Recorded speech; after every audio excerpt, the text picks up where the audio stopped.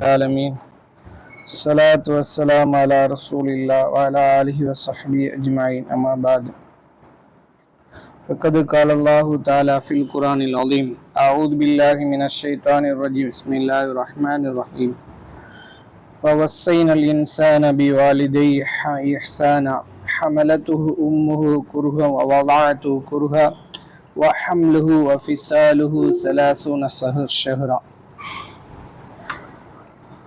அளவில்லா அருளாளனும் இணையில்லா பேரன்பாளனும் ஆகிய அல்லாஹுவின் திருநாமம் போற்றி புகழ்ந்து இந்த உரையினை துவங்குகிறேன்.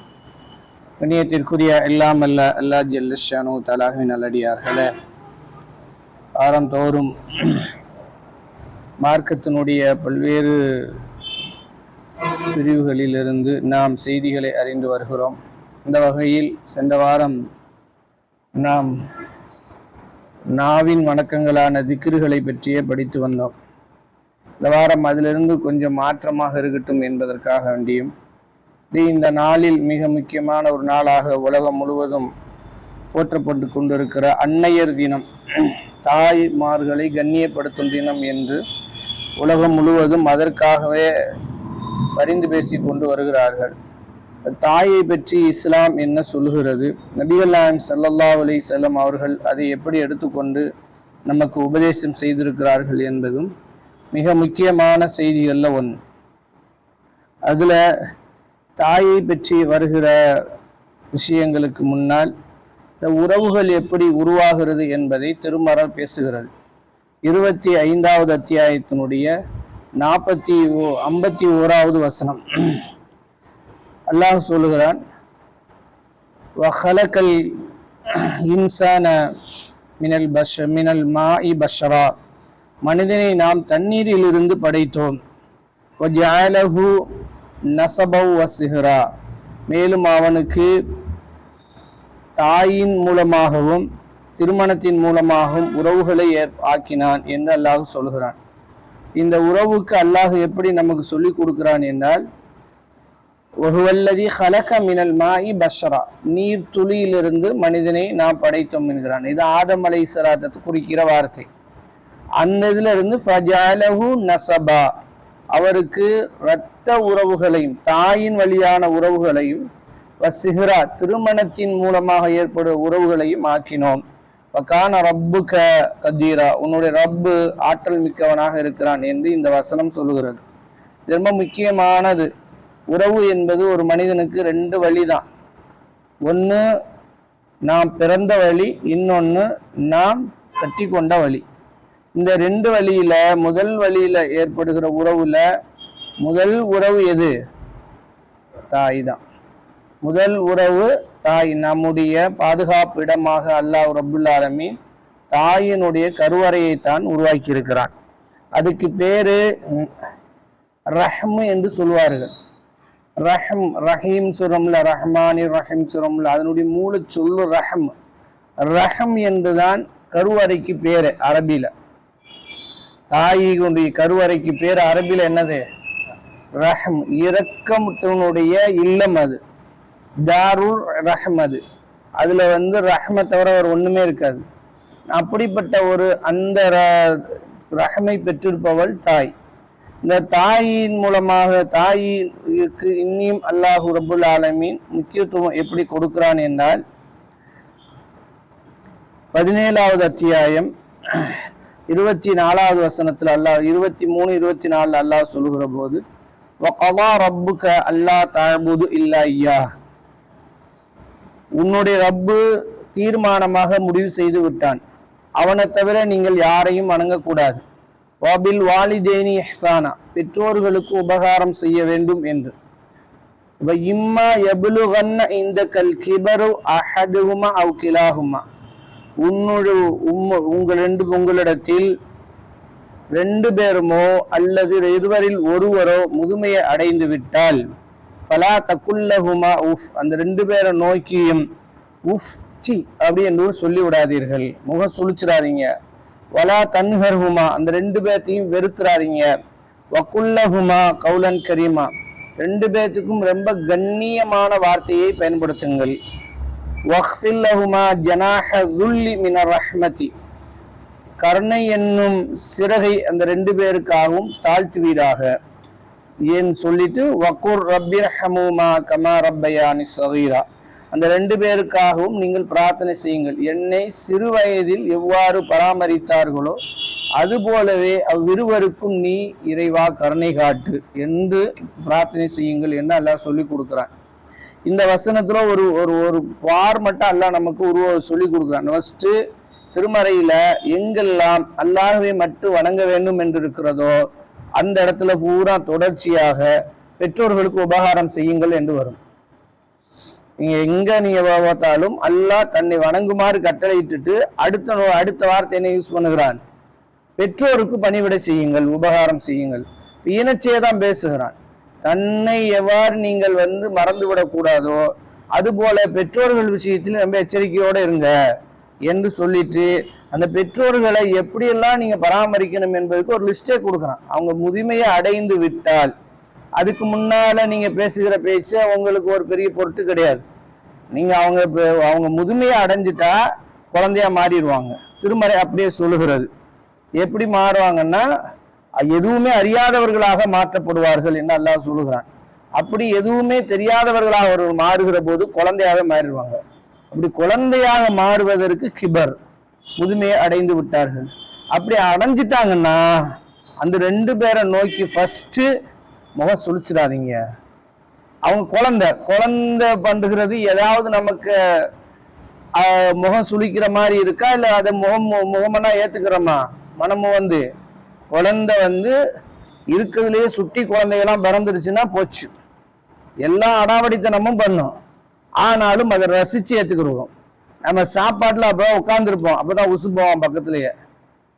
அது வரைக்கும் அம்மா டாய்லெட்ல கொண்டு போய் வச்சு போடான்னு போக மாட்டான். சாப்பாட்டுல கை வச்சோன்னே அங்கதான் டரன்னு போயிடுவான். நம்ம ஆள் அதை மூக்க சுழிச்சுட்டு ஐயோ அப்படில தூக்கிட்டு போ அப்படின்னு சொல்றான். அவன் அப்படித்தாமா மனமும் தூக்குவோம், மேல தூக்குனோடனே உசு போயிடுவான், மூஞ்சிலுக்கு பக்கத்துலயே போயிடுவான். நம்மால அதை அருவருப்பா பார்த்தாங்களா? அருவருப்பா பார்க்கல, மனமும் ஏத்துக்கொண்டோம் அந்த இதெல்லாம். அந்த மாதிரி நீங்க தாய் இடத்துலயும் மாறிடுங்க, தந்த இடத்துல மாறிடுங்க. அவங்க அப்படித்தான். அவங்க உசு போறது என்பது நம்மளை உசு போக பழக்கினவர்களுக்கு எப்படி உசு போன்னு தெரியாம மறந்துட்டாங்க, மறக்கடிக்கப்பட்டுட்டாங்க. அந்த இடத்துல உனக்கு தான் டெஸ்ட். உன்னை எப்படி பராமரிச்சாங்களோ அப்படி நீ பராமரிக்க. முகம் சுழிக்கிறியா? முகம் சுழிச்சைன்னா நீ விட்டுட்டன்னு அர்த்தம். அதனுடைய கடமையை தவற விட்டாய், முகம் சுழிச்சிடாத. அதே போல நமக்கு டாய்லெட் போய் நம்மளை முழுமையாக பராமரிச்சவர்கள், ஆனால் டாய்லெட் போறது கூட என்னன்னு தெரியாத மறக்கடிக்கப்பட்டவர்களா மாறிடுறாங்க. அப்படிப்பட்டவர்களுக்கு பரிச்சை யாரு தான்? பிள்ளைகள் தான். நீங்க அந்த சமயத்தை எப்படி கையாளுகிறீர்கள் என்பதை அல்லாஹ் சொன்னா ஃபலா தகுல்லஹும் அவுஃப் சி என்று சொல்லிடாதீங்க, முகம் சுழிச்சிடாதீங்க. ஏன்? அவர்கள் உங்கள் மூலமாக பரிச்சயிக்கப்படுகிறார்கள், நீங்க எப்படி நடக்கிறீங்க என்று. அது அந்த தாய் நீ அப்படி செய்கிற போது முகம் சுழிச்சு தூக்கி வெளியில போட்டிருந்தா என்ன ஆயிருக்கும்? நீயாவது நீ வளர போறேன்றது, அது முடிய போறது. எப்ப வேணாலும் முடியலாம், அது முடிவை நோக்கி போறது. இது வளர நோக்கி போறது. நீ 1 வருஷம் இப்படி செய்ய போறியா, 2 வருஷம் செய்ய போறியா? இப்ப ஒருத்தன் 5 வருஷமா இருப்பான் பெட்ல உசு போறவன், ஒருத்தன் 5 வருஷமா போயிட்டு இருப்பான். அதையும் மனமும் ஏற்றுக்கொண்டு செஞ்சால. ஆனா அது 1 வருஷமோ 2 வருஷமோ 1 நாள் 2 நாள் அதெல்லாம் தெரியாது. ஆனா செஞ்சிடாதீங்க, அப்படி பண்ண அது வரைக்கும் பொறுமகாருங்கள். ஃபலா தகுல்லஹும் உஃப். உஃப் என்ற வார்த்தை ரொம்ப முக்கியமான. சொல்லிடாதீங்க, முகம் சுழிச்சிடாதீங்க பெற்றோர்களை. அடுத்து திரு அல்லாஹ் ரப்புல் ஆலமீன் சொல்லுகிறான் வலா தன்ஹருஹுமா, 2 பேர்த்த வெறுக்காதீங்க. வெறுக்கிற மாதிரி அவங்க நடப்பாங்கன்ற பொருள் என்ன? அதுக்கு வலா தன்ஹருஹுமான்னா வெறுக்காதீங்கன்னா வெறுக்கிற மாதிரி நடப்பாங்க. நடந்தாங்கன்னா நீங்க வெறுக்கிறாதீங்க. நீங்க உங்களுக்கு பரிச்சை என்னன்னா வெறுத்துறாதீங்க. அவங்க அப்படிதான் சிறுன்னு பேசுவாங்க. ஒரு அவங்களுக்கு ஒரு ஏக்கம், இயலாமையின் வெளிப்பாடு எல்லாம் வருகிற போது கோபம் பெருசா வரும். இயலாமை எவ்வளவு நமக்கு இருக்கிறதோ அவ்வளவு கோபம் நமக்கு வரும். இயலாமையின் வெளிப்பாடு தான் கோபமே. ஆனா அது யார் மேல காட்டுவாங்க? ஒருத்தன் அவரை பார்த்து பெற்றோர்களை பார்த்து எரிஞ்சு விழுந்துகிட்டே இருக்க பிள்ளை மேல காட்ட மாட்டாங்க. எந்த பிள்ளை கொஞ்சம் நளினமா நடக்குதோ அந்த பிள்ளை மேலதான் காட்டுவாங்க. ஏன்னா அவனை திருப்பி எதுவும் செய்ய மாட்டான், ஆனாலும் வெளிப்படுத்துவாங்க. அதை மனம் ஏற்றுக்கொள்ளுங்கள், பிரச்சனை இல்லை. அவர்கள் எவ்வளவு நாளைக்கு உங்களை அப்படி செஞ்சிட போறாங்க. வலா தன்ஹருமா, வருத்துறாதீங்க. எப்படி பேசுங்க, வக்குல்லஹுமா கௌலன் கரீமா, கண்ணியமாய்ந்த சங்கை வாய்ந்த சொற்களை அவர்களிடத்துல சொல்லுங்கள். அப்படி சொல்லுவதோட மட்டும் இல்ல, வக்ஃபில் லஹுமா ஜனாஹ துல்லி மினர் ரஹ்மா, ரஹ்மத் என்னும் சிறகை அவர்களுக்காக தாழ்த்துங்கள். இரக்கம் எவ்வளவு செலுத்த முடியுமோ அவ்வளவு செலுத்துங்கள். ரஹ்ம என்பதை அல்லாஹ் சொல்றான். எதோட? ரஹ்மத்து என்ற சிறகை விரிங்க. சிறகை விரிக்க விரிக்க விரிக்க நீங்க மேல உயர்ந்துகிட்டே போவீங்க.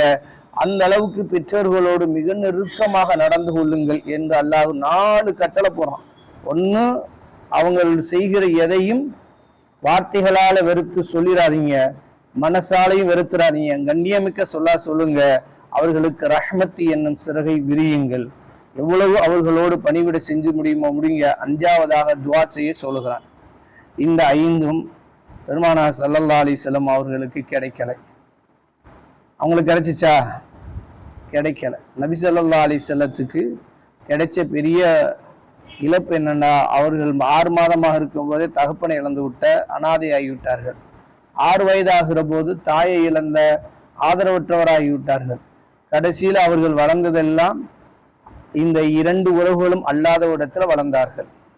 அதுல ரசூல் ஸல்லல்லாஹு அலைஹி வஸல்லம் அவர்கள் தாயோடு அவர்கள் கொண்ட அந்த செய்திக்கு வருகிறது புகாரில. அவர்களுக்கு தாய் எந்த ஊரை சேர்ந்தவங்க சொல்லுங்க பார்க்கலாம். ரசூலுல்லாஹ்வுடைய தாய் மதீனாவை சேர்ந்தவங்க தான். மதீனாவுல இருந்தாங்க.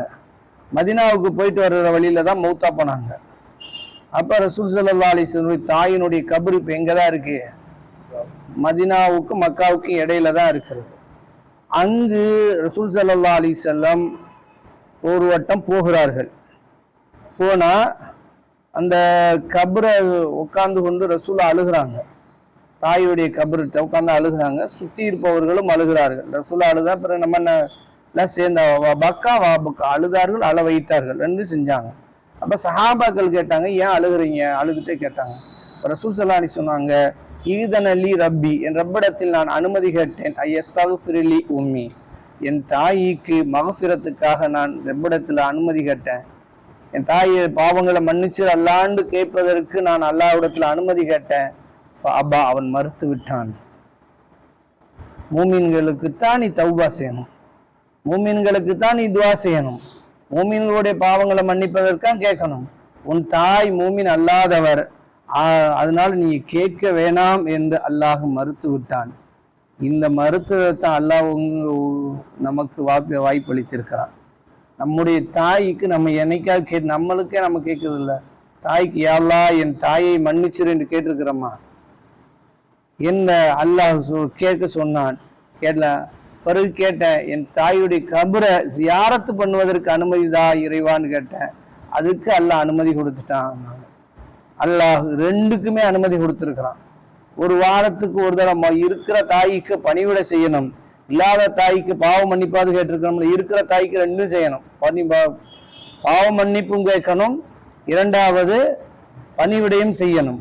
இந்த பாவ மன்னிப்பு கேட்டு தாய்க்கு கேட்கறது பிள்ளை செய்கிறது அல்லாஹ் ஏற்றுக்கொள்வான் என் நபி ஸல்லல்லாஹு அலைஹி சொல்றாங்க. நம்ம செய்கிற நீங்க இப்ப நம்ம தாய்க்கு நம்ம பிள்ளைதான், வயசானவங்க நினைக்காதீங்க.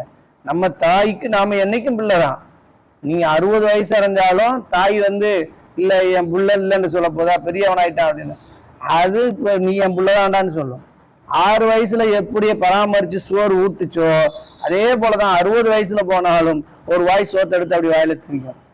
அவங்கள பொறுத்த வரைக்கும் நம்ம என்னைக்குமே 6 வயசுக்குள்ளதான், 5 வயசுக்குள்ளதான், குழந்தை புள்ளதான். ஆனால் அந்த தாய்க்கு நீங்க நம்ம செய்கிற அத்தனை துவாக்களையும் அல்லாஹ் ஏற்றுக்கொள்வான் என்று பெருமானார் ஸல்லல்லாஹு அலைஹி சொல்றாங்க.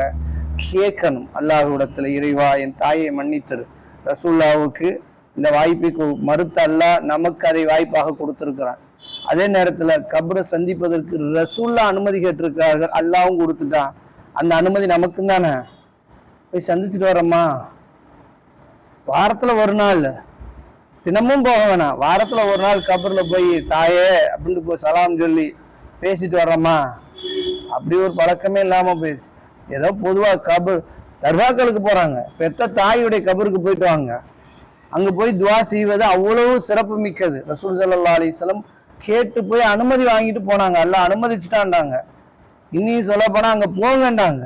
இப்ப நம்ம தாயினுடைய மரியாதையை கண்ணியப்படுத்தி 2 வழி. ஒண்ணு அவங்கள மகஃபிரத்தை தேடுங்க, இரண்டாவது அவர்களுடைய கபர்களை சந்திக்கிற வளமையை உருவாக்குங்கள். அதுதான் நமக்கு நம்ம ஞாபகத்துல இருந்துகிட்டே இருக்கும். அடுத்து அல்லாஹ் ரப்புல் ஆலமீன் ரசூல் ஸல்லல்லாஹு அலைஹி வஸல்லம் தாய்க்கு துஆ செய்யவே முடியாது. நமக்கு அந்த வாய்ப்பை தந்திருக்கிறானா? சரி, தந்திருக்கிறானா? இந்த துஆ எத்தனை பேருக்கு தெரியும்? ரப்பி ஹமுமா கமா ரப்பயானி ஸகீரா. அல்லாஹ் சொல்லி கொடு, ரசூல்லா செய்ய முடியாது. இந்த துஆ கத்தி கொடுக்குறான் அல்லாஹ். யாருக்கு? ரசூல்லா. நீங்க சொல்லுங்கன்றான். அது மூலமா அல்லாஹ் என்ன சொல்ல வரான்? நமக்கு சொல்ல வரான். ரசூல்லாவுக்கு செய்ய முடியாது, நீ செய். மூமின்களுக்கு அந்த வாய்ப்பையா நம்ம மறுக்கணுங்க? அல்லாஹ் நமக்கு அந்த வாய்ப்பை கொடுத்து வச்சிருக்கிறான். திருமறையில இருக்கிறது 17வது அத்தியாயம் 24வது வசனம். தெரியாதவங்க எடுத்து மனப்பாடம் பண்ணுங்க. அந்த பொருளை சேர்த்து சொல்லுங்க. நம்ம தாய்க்கு நம்ம செய்ய வேண்டிய பெரிய பொறுப்பு.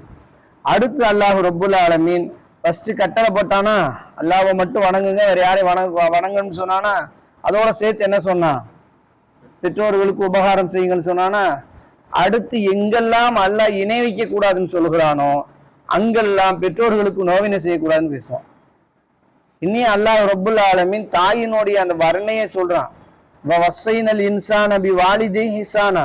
மனிதனுக்கு நாம் பெற்றோர்களுக்கு உபகாரம் செய்ய வேண்டும் என்று வசியத்து செய்திருக்கிறோம். அவனுக்கு வசியத்துனா மரணசாசனம், அவனுக்கு தீர்மானமா வசியத்து பண்ணியிருக்கிறோம். அதிலும் குறிப்பாக ஹமலத்துஹு உம்முஹு குர்ஹா வலஅத்து குர்ஹா.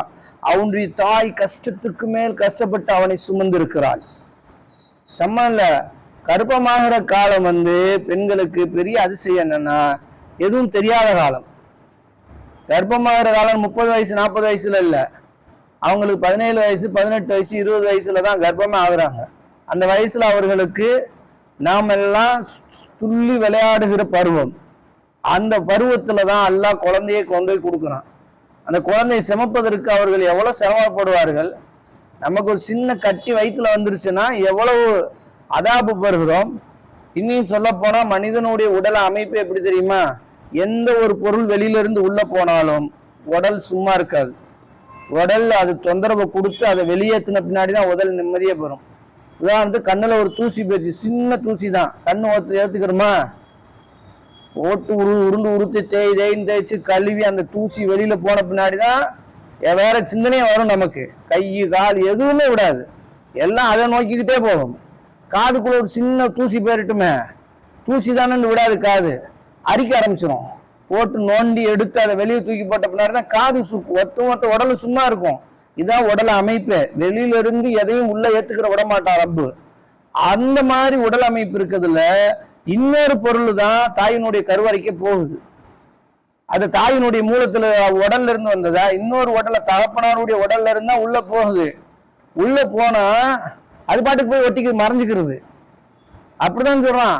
விஞ்ஞானிகள் என்ன சொல்றாங்கன்னா, உள்ள போன மற்ற எல்லாத்தையும் வெளியே தள்ளிடுது. கருவறைக்குள்ள போற அந்த ஒரே ஒரு உயிரணு மட்டும் மறைஞ்சுக்கிறது. ஏன்னா உடல் அந்த கருவறை என்பது 3 அடுக்குகளை கொண்ட ஒரு அமைப்பாக எல்லாம் ஆக்கியிருக்கிறான். 3 அமைப்பு. அதுல அந்த மேல் தோல் இருக்கு பாருங்க, அதை நீங்க இரும்பால் அடிச்சா கூட உடையாது. ஜவ்வு மாதிரி, ஜவ்வு மெல்ல முடியுதா? கறி துண்டுல ஒரு ஜவ்வு உள்ள போயிடுச்சுன்னா மெண்டு முழுங்கிட முடியுமா? 1 மணி நேரம் மெண்டால் மெண்டுட்டு தான் இருக்கணும், 2 மணி நேரம் மெண்டால் மெண்டுட்டு தான் இருக்கணும். அதை விட பலம் மிக்கதுன்றாங்க.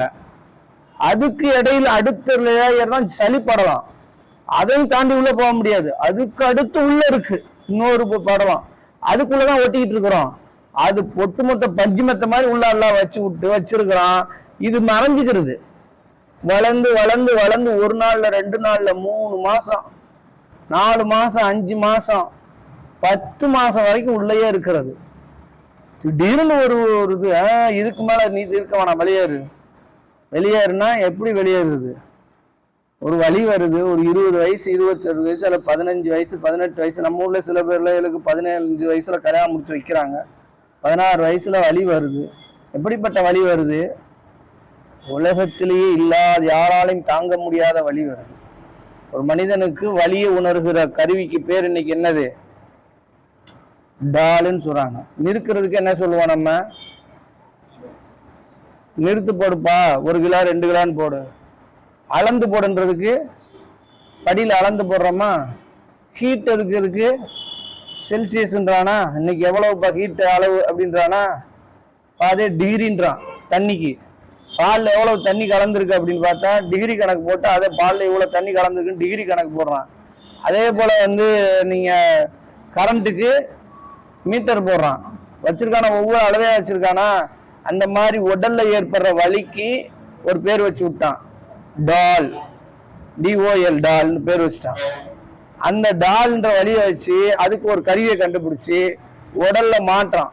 இப்போ வலி நமக்கு கையில வருதுன்னா அந்த வலி எவ்வளவு அளவு இருக்கிறது என்பதை அதை மாட்டினோடனே காட்டி கொடுத்துரும். வலி வருதா, அதிகபட்சமா எவ்வளவுதான் ஒரு மனிதன் தாங்குறான்? 40 தான். 40% தாங்குறான். 40க்கு மேல 41 போச்சு, 42 போச்சு, 43 எல்லாம் போச்சுன்னா மயங்கிறான். 50 எல்லாம் போச்சுன்னா ஸ்ரீநல வளர்ந்துடும். 60-70 போச்சு மொத்தமா போயிடுறான். அவ்வளவுதான். 60 தான், 60-70க்கு இடையில உயிர் பிரிஞ்சிருது. அவ்வளவுதான் அளவே மனுஷனுடையது. அதிகபட்ச வலி தாங்குகிற சக்தி மிக்க நமக்கெல்லாம் 30-40 தான். 30-40க்குள்ளே நம்ம எல்லாம் சுருப்படுத்துறோம். நல்ல வலி தாங்குகிற எதிர்ப்பு சக்தி அதிகமா உள்ள உடல் பலசாலிகள் எவ்வளவு தாங்குறாங்க? 45-50 தாங்குறாங்க. ஆனா ஒரு பெண்ணுக்கு வலியினுடைய அளவு ஃபர்ஸ்ட் ஸ்டார்டிங்கே 65 தான். பிரசவத்தினுடைய வலியின் ஸ்டார்டே எவ்வளவுதான்? 65 தான். 65% ஸ்டார்ட் ஆகுது. சில நேரம் 70, 75, 80, சில பெண்களுக்கு 90 போகுது. மயக்கம் அடைஞ்சிடறாங்கல்ல, மீண்டு வர முடியாத இடத்துல போய் உட்காந்து மல்லு கட்டுறாங்களே குழந்தைய வெளியே தள்ளுறதுக்கு, அவர்களுக்கு 90 போகுதுன்றான். மனிதன் இயல்பா தாங்க முடியாத இடத்துல இருந்து எல்லாம் ஆரம்பிச்சு வைக்கிறான். சும்மா சில கஷ்டத்துக்கு மேல கஷ்டப்பட்டு உன்னை சுமந்தால் என்ன சொல்ல, பிறக்க வைக்கிறதே தாயை உயிரை பணைய வச்சுதான் அந்த வலியை தாங்குறாங்க. யாரு தாங்குறதோட சேர்த்து அல்லாஹ் நம்மளை வெளியில கொண்டு வர்றதுக்கு அவ்வளோ பெரிய வலியை கொடுத்த அந்த சுமந்த தாய்க்கு ஒருவா சோறு ஊட்டுறதுக்கு இன்னைக்கு பிள்ளைகளுக்கு நேரம் இல்லை. மனைவி அதை விட பெருசா தெரியுது அதானே. அது பெற்ற தாயினுடைய அந்தஸ்து அல்ல இங்க தூக்கி வைக்கிறான். அடுத்து பெத்தெடுத்ததுக்கு பின்னால சுமார் 2 ஆண்டு காலம் தாய்க்கு தூக்கம். அந்த குழந்தை எப்ப தூங்குதோ அப்பதான். தாய்க்கு எப்ப ஓய்வு, அந்த குழந்தை எப்ப ஓய்வு எடுக்குதோ அப்பதான். தாய்க்கு எப்ப மற்ற எல்லா தேவைகளையும் நிறைவேற்றுவது, அந்த குழந்தை எப்போ விடுதோ அப்பதான். எல்லாம் எனி டைம் அதான். ஒரு 2 மணி நேரம் அல்லது 2 நாள் தொடர்ந்து நம்ம பின்னால ஒருத்தர் உட்காந்துக்கிட்டாருன்னு வைங்க, நமக்கு மண்டை காஞ்சி போயிடும். வேற வேலையே இல்லையா உனக்குன்றோம், சொல்லுவோமா இல்லையா? ஆனால் 24 ஹவர்ஸும் கூடவே தான் இருக்கு, பிரிவதே கிடையாது. அப்படி இன்னும் சொல்ல போனா பால் ஊட்டி அந்த பிள்ளைய பராமரிச்சு வளர்க்கறதுக்கு 30 மாதம் தான் அல்லாஹ் ரப்புல் ஆலமீன் சொல்லுவாங்க. 10 + 16 மாதங்கள் அந்த 20 மாதங்கள் பால் ஊட்டுறதா அல்ல, மொத்தம் 30 மாசம் தான். 30 மாதம் இதே கணக்குல ஓடிக்கிட்டே இருக்கு அப்படின்னு அல்லாஹ் ரப்புல் ஆலமீன் சொல்லுகிறான். இந்த கஷ்டத்தை உணர்த்துவதற்கு நிறைய பாடங்களை நபிகள் நாயகம் ஸல்லல்லாஹு அலைஹி வஸல்லம் சொல்லி கொடுத்திருக்கிறார்கள். அதனால ஃபர்ஸ்ட் பெற்ற தாய்க்கு பணிவிடை செய்வதை ஃபர்ஸ்ட் 3 இடத்தையுமே சொல்கிறார்கள். உலகத்திலேயே அதிகமாக நான் பணிவிடை செய்வது கடமைப்பட்டவது யார்? தாய் தான். ஏன்? அவதான் உன 10 மாசம் சுமந்திருக்கா, முதல் காரணம். அடுத்து கேட்க சும்மம்மன், பிறகு யாரு? உன்னுடைய தாய் தான். ஏன்? அவதான் உயிரை பணைய வச்சு உன்னை கொண்டு வந்து சேர்த்துருக்கா. சும்மம்மன், பிறகு யாரு? உன் தாய் தான். ஏன் 2 வருஷம் நீ பால் குடிக்கலாட்டி நீ என்ன ஆயிருப்ப? எடுத்தோன்னே பிரியாணி வாயில திணிச்சிட முடியுமா? அல்லது எடுத்தோன்னே இன்னைக்கு இருக்கு மாதிரி பசுமாட்டு பாலை போட்டாலும் வளர்ந்துருப்ப, செத்து போயிருப்ப. உனக்கு உணவு கரெக்டான உணவாக அல்லாஹ் ரப்புல் ஆலமீன் கொடுத்தது தாயினுடைய உடம்புல இருந்து தான். இதைத்தான் இமாம்கள் சொல்றார்கள். 3 ரசூலா சொன்னது 3மே அவன் பிறந்து 2 வயசுக்குள்ளே முடிஞ்சு போயிடுச்சு. 3 அளவுகளுமே அந்த அளவுக்கு அவர்கள் கஷ்டப்பட்டு உன்னை வளர்த்தெடுத்திருக்கிறார்கள். அதற்கு பின்னால் ரசூலா கேட்கிறான், சும்மமன், பெரியார், அபூக்கு, உன் தந்தை. 4வது இடத்தை தான் கொடுக்குறாங்க. மோஸ்ட் 3 இடமே தாய்க்குத்தான் இஸ்லாத்துல. அப்படிப்பட்ட தாய்களுடைய இடத்துல ரசூல் ஸல்லல்லாஹு அலைஹி வஸல்லம் அவர்கிட்ட ஒரு சஹாபி வந்து கேட்கிறாரு, எனக்கு அனுமதி தாருங்க, ஜிஹாதுக்கு போறேன்னாங்க. ரசூலா சொன்னாங்க, உனக்கு தாய் இருக்கான்னு கேட்குறாங்க. அலக்கா உம்முக்கு, அவனுக்கு தாய் உயிரோட இருக்காங்களா அப்படின்னா, இருக்கு, போய் ஜாஹித், அவங்களோட போய் ஜிஹாத் செய் ஃபர்ஸ்ட். எதிரியை வீழ்த்துவதெல்லாம் பெரிய ஒரு விஷயம் கிடையாது. உண்டா ஒன்னாக உனைய வெட்டிலாம் நீ வெட்டிலாம் ஈஸியா சுருக்கம் போலான்னு நினைக்கிறியா? எத தாயிட்ட போய் தாய் செய்கிற கஷ்டங்களை எல்லாம் அனுபவி, அவங்க செய்வதற்கு பணிவிட செய். அதை செய்கிற விட்டுட்டு நீ அங்க போய் வீரத்தை காட்டிலான்னு பார்த்தீங்கன்னா, உன் வீரத்தை இங்க போய் காட்ட, அடக்கு என்று சொல்லுகிறார்கள். அதை அடக்குறதுக்கு பழகி இருக்கிறோமான்றதான் இப்ப கேள்வி. தாயிட்ட போய் ஒரு நாளாவது முகப்பத்தா உட்காந்து என்னம்மா சாப்பிட்டியா என்று கொடுத்துருக்குறோமா, அல்லது அவர் ஆடை வாங்கி கொண்டு போய் கொடுத்து எவ்வளவு செய்கிறோம்? மனைவியை நேசிக்கிறதுல ஒரு பங்காவது தாயிட்ட என்னம்மா சரிக்கா, இந்த தாய்க்கு பிடிச்சமான ஒரு பண்டத்தை பார்த்துட்டா ஞாபகம் வந்திருக்கா? இதெல்லாம் பழைய காலத்துல இருந்தது. இதெல்லாம் நீங்க பாத்தீங்கன்னா பெரியவங்கள்ட்ட தெரியாம வாங்கிட்டு வருவாங்க. வீட்டுக்கே பிள்ளை குட்டிகளுக்கு மனைவிக்கு தெரியாம தாய்க்கு வாங்கிட்டு போய், எங்க அம்மாவுக்கு இது பிடிக்கும், அவளுக்கு தெரிஞ்சா பஞ்சாயத்து, போனா போயிட்டு போகுது, சொல்ல வேணாம், பிள்ளைகளுக்கு காட்டிடக்கூட, எனக்கு வேணும்ட்டுருவான். எல்லாத்தையும் மறைச்சு கொண்டு போய் தாய் கொடுத்துருக்குறோமா? அப்படி கொடுப்பது நபிகள் நாயகம் ஸல்லல்லாஹு அலைஹி வஸல்லம் அவர்கள் சொல்கிறார்கள், அது சதக்கத்துல், அது வசீலா என்கிறார்கள். வசீலான்னா அல்லாஹ் நமக்கு நிறைவேற்றி கொடுப்பதற்கான ஒரு சாதன பொருள் என்று சொல்கிறார்கள். நமக்கு கடுமையான தேவை வருகிற போது அந்த மாதிரி ஒரு அமல் நம்மகிட்ட இருந்தால், அந்த அமலை அல்லாஹ்வுக்காக மட்டும் நாம் செய்திருந்தால், அதை கண்டிப்பா நமக்கு வர நெருக்கடி அல்லாஹ் நீக்குவான் என்று சொல்கிறார்கள். தாய்க்கு அந்த மாதிரி தாய் இடத்துல அவ்வளவு நெருக்கமாக இருங்க. தாயுடைய கோபம் மிக மோசமானது. நீங்க நாளைக்கு மறுமையில பெரிய அளவு மாட்டிக்கொள்வோம். ஆனால் தாயை நேசிப்போம் ஃபர்ஸ்ட். இரண்டாவது, தாய்க்கு பணிவிடை செய்வோம். மூன்றாவது, அவர்களுக்காக பிரார்த்தனை நிறைய பிரார்த்தனை செய்வோம் அவர்களுக்காக. நபிகள் நாயகம் ஸல்லல்லாஹு அலைஹி சொன்னார்கள், ஒரு மனிதன் இறந்து போய்விட்டால் அவனுக்கு எல்லாமே முடிந்து விடுகிறது, மூன்றை தவிர. ஒன்று சதக்கத்துல் ஜாரியா, இன்னொன்னு அவன் பெற்றெடுத்த பிள்ளை அவர்களுக்காக செய்யும் சுத்துவா, மூன்றாவது மக்களுக்கு பயன் தருகிற கல்வி. இதுல நமக்கு நடுவுல சொல்லியிருக்கிற, நாம எல்லோரும் பிள்ளைகளாக இருக்கிறோம். நம்முடைய தாய்மார்களுக்கு நாம் பிள்ளைகளா இருக்கிறோம். நாம செய்கிற அத்தனை துவாவும் போய் சேரும். அதுல ஸஅத் ரலியல்லாஹு அன்ஹு அவர்கள் வருகிறார் ரசூலுல்லாஹ், யா ரசூலல்லாஹ், நான் வெளியூர் போயிருந்தேன், என் தாய் மௌத்தா போயிட்டாரு. நான் இருந்திருந்தால் ஏதாவது சதக்கா செய்ய சொல்லியிருப்பாங்க, நான் என் தாய்க்கு சதக்கா செய்யலாமா, போய் சேருமான்னு கேட்குறாங்க. ரசூலா சொன்னாங்க, சேரும்னாங்க, செய்யுங்க அப்படின்னாங்க. ரசூலா சொன்னாங்க, ஒரு தோட்டம், அவர் சொல்றாரு, ஒரு தோட்டம், இந்த தோட்டத்தை நான் சதக்கத்துல் எங்க அம்மாவுக்காக தர்மம் செய்யறேன், நான் பணிவிட செய்வேன், அந்த தோட்டத்தை பராமரிக்கிறது பூரா நான், ஆனா மகசூல் பூரா பைத்துல் மாலுக்கு போயிடும். ஆனா அந்த நன்மை பூரா யாருக்கு போய் சேரணும்? எங்க அம்மாவுக்கு போய் சேரணும்ன்றாரு.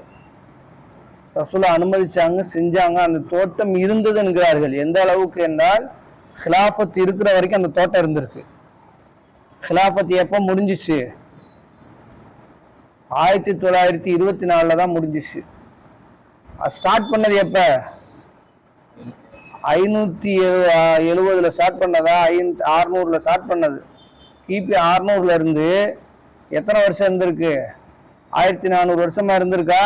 1300 வருஷமாக அந்த தோட்டம் இருந்திருக்கிறது. அந்த தோட்டத்தை ஸஅத் ரலியல்லாஹு அன்ஹுடைய குடும்பம் தான் பராமரித்து வந்திருக்கிறார்கள்.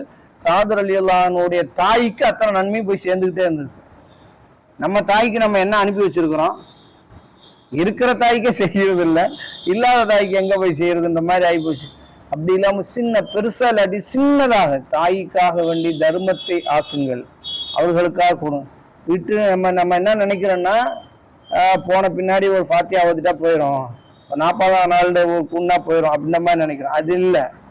அதெல்லாம் யாரோ நம்மகிட்ட மறக்கடிக்கிறதுக்கு செய்யப்பட்டது. நம்ம தாய்க்கு நம்ம செய்ய வேண்டியது ஒரு நிலையான ஒரு தர்மத்தை உருவாக்கின தாய் பேர்ல உருவாக்கிறதால ஒரு தண்ணி எல்லா இடத்துலயும் வைக்கிறது இல்லை, எங்க தேவையோ அங்க போய் வைங்க. பள்ளிவாசல் உடனே தண்ணி உடனே பள்ளிவாசல் இருக்கிற தண்ணியை பராமரிக்க முடியல. அப்படின்னா நம்ம சொன்ன உடனே ஒருத்தர் இதை கொண்டு வர மாட்டிட்டாரு, ஆர்வ வாட்டரை இருக்கிற ஆர்வ வாட்டரை பராமரிக்க ஆள் இல்லை. இங்க ஒன்ன கொண்டு வந்து மாட்டினா இங்க யாரு, அது வேதனையா போயிருது. அது இல்ல, நீங்க கிராமங்கள்ல போய் பாருங்க, பல கிலோமீட்டர் பெண்கள் தண்ணிக்கு நடந்து வந்து கொண்டு இருக்கிறார்கள், சுமந்துக்கிட்டு போறாங்க. அந்த இடத்துல போய் ஒரு இதை போட்டு ஒரு பைப்பை போட்டு கொடுத்து விட்டுவாங்களேன், அப்பா அவங்க செய்கிற பிரார்த்தனை தனிதான். ஏன் காலையில எழுந்திரிச்சு 4 மணில இருந்து 8 மணி வரைக்கும் சமைக்கிற அந்த பெண்களுக்கு வீட்டுக்கு பக்கத்துல தண்ணி வந்துருச்சுன்னா அது அவங்க பராமரிப்பாங்க. அந்த குழாயில சுற்றி வர தூசி ஈசி எல்லாத்தையும் பராமரிப்பாங்க. நம்மளால வந்து இருக்கிற இடத்துலயே போய் செய்யணும்னா அது பயனில்லாம போயிடும். அதனால சதக்கத்துல் ஜாரியா என்பது, இந்த வெயில் வருது, எல்லாம் ரோட்டோரத்துல மரத்தை வாங்கி வைங்களேன், வாங்கி வச்சு விட்டு அம்மாட்டுக்கு விட்டுறதுல அதை பராமரிச்சு வச்சிடணும். அதான் சாதுவலியல்லான்னு சொன்னாங்க, பராமரிப்பது என் பொறுப்பு, பயனும் பைத்துல் மாலுக்கு. வாங்கி போட்டு விட்டு அம்மாட்டுக்கு போயிட்டோன்னா வீட்டு முன்னால ஒரு மரத்தை வைங்களேன், வச்சுட்டு வசியத்து செய்யுங்க. இந்த இதுல இந்த மரத்துக்குள்ள இருக்க நிழல் தர மட்டும் இல்ல, இதெல்லாம் வெயில் காலம். ஒரு பானையை கொண்டு வந்து வச்சு தண்ணி வச்சுட்டு இந்த நன்மையை பூரா இறைவா எங்க அம்மாவுக்கு விடு, ஒரு மோரை ஊத்தி விடுங்களேன். 2 தயிர் பாட்டில் 30 ரூபா வருதா, அது 35 ரூபா வருதா, 1 லிட்டர் தயிரை வாங்கி கலக்கி மோரை வாங்கி வச்சு விடுங்களேன். அந்த பெண்கள் அந்த ரோட்ல போற வரவங்க குடிச்சிட்டு எவ்வளவு பிரார்த்தனை பண்ணுவாங்க. எல்லாம் யாருக்கு, எங்க அம்மாவுக்கு போய் சேரட்டுன்னு விடுங்களேன். வழிகள் இருக்கிறது செய்யறதுக்கு, ஆனா வேற வழிகளை காட்டி விட்டாங்க. கூப்பிட்டு உட்கார வச்சு ஒரு நாள் குஸ்கா போட்டு பிரியாணி சாப்பிட்டு விட்டா அல்ஹம்துலில்லாஹ் அல்லாஹ் சொல்லியாண்டு போயிடும், முடிஞ்சு போச்சுன்னு நினைக்கிறாங்க. அது முடியாது, இப்படி பண்ணோம். இது வந்து இஸ்லாமும் போய் சேரும், தாய்க்கு நன்மையும் போய் சேரும். போலாம். அங்க பைக்ல வர்றவன் வந்து உட்காந்து ஒரு மோரை ஃப்ரீயா, இன்னைக்கு மோர் என்ன 5 ரூபா ஒரு பாக்கெட்ல தண்ணியா தூக்கி கொடுக்குறான், ஒரு டம்ளர் மோரை வாங்கி ஃப்ரீயா குடிச்சிட்டான்னு வைங்க, அவன் செய்கிற பிரார்த்தனை ஈடாகுமா? அவன் எந்த மதத்தை சேர்ந்தவனா வந்துட்டு போட்டோம், அவன் செய்ய போறது கடவுளே இவர்களுக்குரிய கூலியை கூடுன்ட்டா முடிஞ்சு போச்சு. அதுதான் சதக்கத்துல் ஜாரியா என்பதை உணரணும். அதே போலதான் ரோட்ல, நம்ம ரோட்டை ஆக்கிரம் பண்ணிட்டு இருக்காங்க, ரோட்ல வரக்கூடிய வரக்கூடிய எல்லா இதுகளையும் பராமரிக்கிறது சதக்கத்து. தாய்க்காக செய்யுங்க, தாய்க்காக விட்டுறாதீங்க. தாய் என்பவள் அவ்வளவு கண்ணியமிக்கவள். அந்த தாய் தான் நாளைக்கு மறுமையில் முதலாக நம்ம சந்திக்க போகிறோம். சரிங்களா? நபிகள் நாயகம் ஸல்லல்லாஹு அலைஹி வஸல்லம் அவர்கள் சொன்னார்கள், அவர்களுக்கு அந்த பாக்கியம் கிடைக்காது. அவர்களுடைய எந்த மார்க்கத்திற்காக மூதாதையரான இப்ராஹிம் அலைஹிஸ்ஸலாத்துக்கு அந்த பாக்கியம் கிடையாது. 2 பெரிய நபிக்கும் கிடையாத பாக்கியத்தை அல்லாஹ் நமக்கு வழங்கி இருக்கிறான். என்ன? நம் தாயை சந்திக்கிற பெரும் பாக்கியம். மறுமையில கேள்வி கணக்கு முடிஞ்ச உடனே திரும்ப யார்கிட்ட திரும்புவான்? வயன்கலிபு இலா அஹ்லிஹி மஸ்ரூரா, தன்னுடைய குடும்பத்திட்ட தான் மனிதன் திரும்புவான். கேள்விக்கு இலகுவாக கேள்வி கணக்கு கேட்கப்பட்டுட்டாலே ஜெயிச்சிட்டோம்னு நம்பிக்கை வந்துருச்சு. இப்ப அடுத்து எங்க? வயன்கலிபு, திரும்புவான், இலா அஹ்லிஹி, தன்னுடைய குடும்பத்தின்பால், மஸ்ரூரா, சந்தோஷப்பட்டு திரும்புவான். அந்த முதல் திரும்புதல் யார்கிட்ட தான் இருக்க போறான்? தாய். எங்க அம்மா எங்க அப்படின்னு திரும்ப போறோம். ஓடுற அம்மா திரும்பி வந்து நிற்கும். ஏன்? இந்த மூமின்களுக்குத்தான் இந்த பாக்கியம் இருக்கிறது, வேற யாருக்கும் அந்த பாக்கியம் இல்லை. அதை இழந்தாம அல்லாஹ்விடத்துல நம்ம தாய்மார்களுக்காக பிரார்த்தனை செய்யும். 5 கட்டளை தான், சரிங்களா? நிறைய இருக்கிறது, காரணங்கள் அல்லாஹ் சொல்லிட்டு 5 கட்டளை. அவர்கள்கிட்ட ஸ்ரீ என்ற முகம் சுளிக்கிற வார்த்தைகளை பயன்படுத்திடாதீர்கள், அவர்களை வெறுக்காதீங்க மனசெலவுல. அவங்கள்ட்ட பேசும்போது கண்ணியமிக்க முறையில பேசுங்க. அவர்களுக்காக எவ்வளவு ரஹ்மத்தை தாழ்த்த முடியுமோ, கொட்ட முடியுமோ அவ்வளவு இரக்கத்தை கொட்டுங்கள், அன்பை கொட்டுங்கள். அவர்களை விட்டு கொடுத்து போங்க. எடுத்தது அது தகப்பனாரெல்லாம் இன்னும் கொஞ்சம் பேசுவார், அதெல்லாம் எடுத்தறிஞ்சு பேசினாலும் அவர்களிடத்துல பணிஞ்சு போங்கள். எவ்வளவு பணிகிறீர்களோ அவ்வளவு அல்லாஹ் உங்களை உயர்த்துவான். 5வது, அவர்களுக்காக பிரார்த்தனை செய்யுங்கள். 3 பிரார்த்தனை அல்லாஹ் சொல்லி கொடுக்குறான் திருமறையிலே. 1, நபி ஸல்லல்லாஹு அலைஹி வஸல்லம் இப்படி செஞ்சாங்களா, ரப்பி ரஹ்முமா கமா ரப்பயானி ஸகீரான்னு. இன்னொரு துவா இப்ராஹிம் அலைஹிஸ்ஸலாம் செய்கிறாங்க, ரப்பி ஃபிர்லி வலி வாலிதைய வலில் முஃமினீன யௌம யகூமுல் ஹிசாப். எங்கள் இறைவா, என்னையையும் என் பெற்றோர்களையும் ஏனைய மூமின்களையும் கேள்வி எனக்கூடிய நாளில் மன்னிப்பாயாக. எந்த தூதர் செஞ்சாரு? இப்ராஹிம் நபி செய்யறதுக்கு அனுமதி இருக்கா? அனுமதி இருக்கா? ரசூலுல்லாவுக்கு அல்லாஹ் சொல்லிட்டானா? இப்படி கேட்டோன்னே அல்லாஹ் கண்டிச்சிட்டான். ஆனா அந்த துவாவை நமக்கு சொல்லி கொடுக்குறான் அல்லாஹ். என்ன உங்களுக்கு அந்த வாய்ப்பை கொடுத்துருக்கேன், என் ஹலீலுக்கு கொடுக்கல, ஆனா உங்களுக்கு கொடுத்துருக்கேன் செய்யுங்கன்றான். நம்ம வாங்கி வச்சுட்டு அந்த குரானை ஓரமா வச்சு விட்டு நம்ம வாட்டுக்கு உட்காந்துருக்கணும். அல்லாவுக்கா இந்த துவா மனப்பாடம் பண்ணுவோமா? ஒன்று. அடுத்து மூணாவது துவா சூரத்து அஹ்காஃப்ல அல்லாஹ் சொல்லி கொடுக்குறான். ரப்பி அவுஸிஅனி அன் அஷ்குர நிஅமதக அல்லதி அன்அம்த அலைஹி வஅலா வாலிதைய. இறைவா, எனக்கும் என் பெற்றோர்களுக்கும் நீ புரிந்த அற்கொடைகளுக்காக உனக்கு நன்றி செலுத்துவதற்கு எனக்கு அருள் செய். என் பெற்றோர்களுக்கு செய்த அற்கொடைகளுக்காகவும் என்று அல்லாஹ் சொல்லுகிறான். அதைத்தான் நபி சுலைமான் அலைஹிஸ்ஸலாம் செஞ்சார்கள். இறைவா, எனக்கும் என் பெற்றோர்களுக்கும் செய்த அற்கொடைகளுக்காக உனக்கு நன்றி செலுத்த எங்களுக்கு அருள் புரி.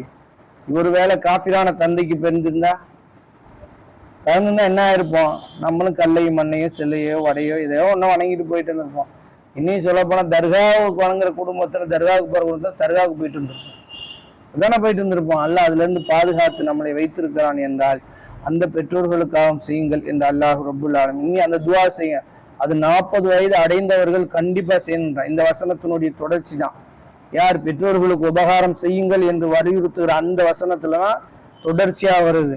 இதா பலக 40 சனா, யார் 40 வயது அடைந்து விட்டார்களோ அவர்கள் செய்யட்டும். ரப்பி அவுஸிஅனி அன் அஷ்குர நிஅமதக அல்லதி அன்அம்த அலைய வஅலா வாலிதைய வ நஅமல சாலிஹன் தர்லா வாஸ்லிஹ் லீ ஃபீ துர்ரியதி இன்னி துபுத்து இலைக்க வ இன்னி மினல் முஸ்லிமீன். இவ்வளவு பெரிய துவா அது.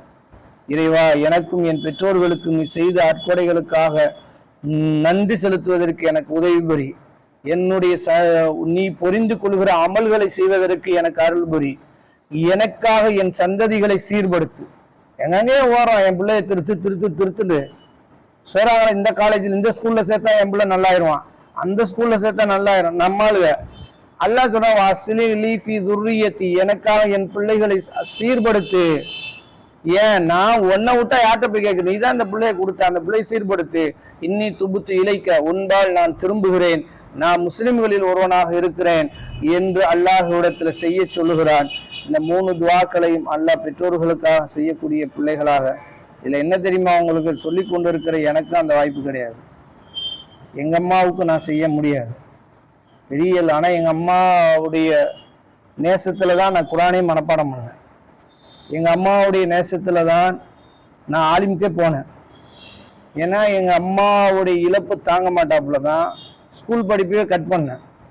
எங்க அம்மாவுக்கு நான் என்ன செய்ய? ஒன்றும் கிடையாது. யாருடைய பிள்ளைய யார் குரானை மனப்பாடம் செய்கிறார்களோ அவருடைய தாய் தந்தைக்கு நாளைக்கு மறுமையில கிரீடம் வைக்கப்படும். நாங்க அது எப்படி? நிலவு போல வைக்கப்படும், சூரியன் சந்திரனோ பிரகாசமா இருக்கும்னாங்க. அப்ப நான் 8th முடிச்சிருக்கேன், போயிட்டு இருக்கேன். இப்ப நான் போய் சொல்றேன் நான் குரானை மனப்பாடம் பண்றேன். சார் சொன்ன அதெல்லாம் வேணாம், வயசாகி போச்சு போல அப்படின்றாரு. எங்க அம்மாவுக்கா நான் பண்ண போறேன், அது என்ன நீங்க முடியாதுன்றது? வயசாகி போச்சு. எங்க அம்மாவுக்கு நான் எத்தனை 80 வயசானா நான் பண்ணுவேன். உட்காந்து மனப்பாடம் பண்ணேன். 1.5 வருஷம் 2 வருஷத்துல முடிச்சு விட்டேன். ஒரே வைராகி, எங்க அம்மாவுக்கு கிடைக்கும் அந்த பாக்கியம் அப்படின்னு. ஆனா என்ன, எங்க அம்மா அதுக்கு பின்னாலதான் தெரியுது அவங்க முஸ்லீமே இல்லை, அவங்களுக்கு கிடைக்காத. கனிமா சொல்லாம போயிட்டாங்க அவங்க. அதனால பாக்கியம், அந்த பாக்கியம் அல்லாஹ் உங்களுக்கு கொடுத்துருக்குறான். சரிங்களா?